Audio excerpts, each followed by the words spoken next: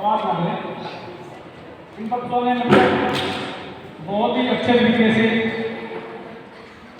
ये बताने की कोशिश की है कि हम वोट कैसे डालें और किस तरह के प्रतिनिधि चुने ताकि अच्छे लोकतंत्र की हम भूमिका निभा सकें।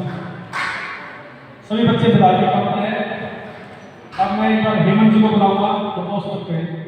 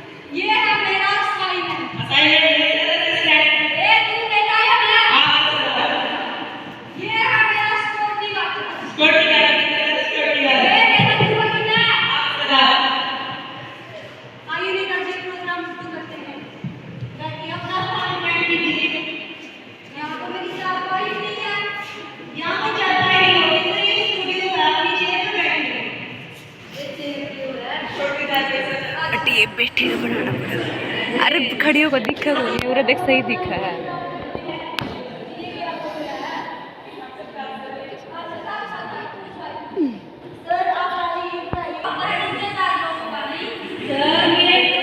मतलब ये है कि आपका किस घर में हुआ, किस कस्बे में हुआ।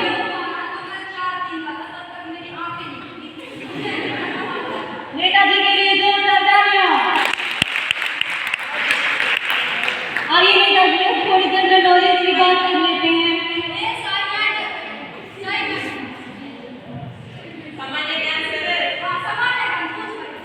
सर ये बताइए कि चांद पर पहला कदम किसने रखा?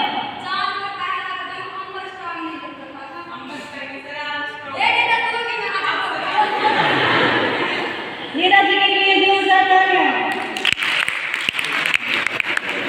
दूसरा सवाल सर, किसने रखा?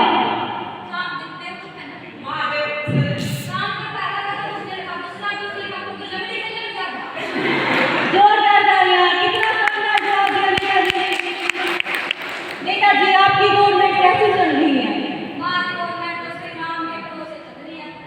अच्छा, लेकिन ऐसे कैसे?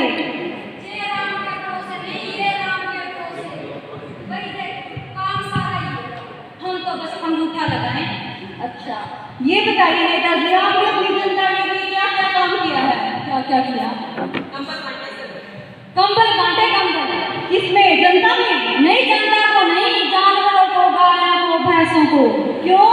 जनता को अगर वो मर गए सर्दी में तो क्या होगा? अच्छा, जोरदार तालियां। सर अब ये बताइए कि आपका चुनाव चिन्ह क्या है? जूता। जूता। आप इसके बारे में कुछ देना चाहेंगे?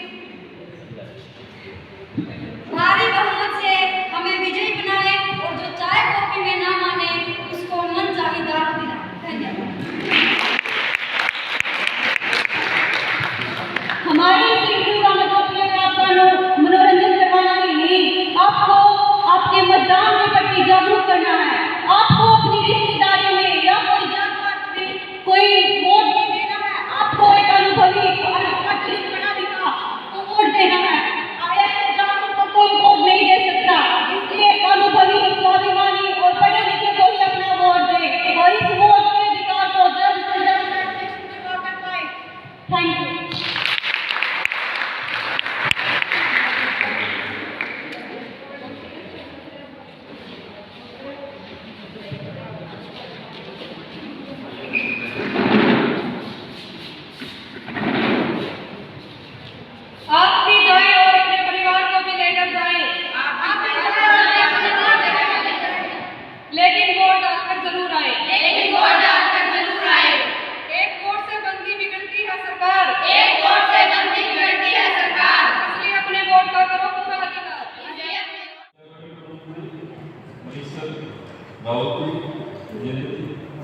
तो ये सबको नमस्कार।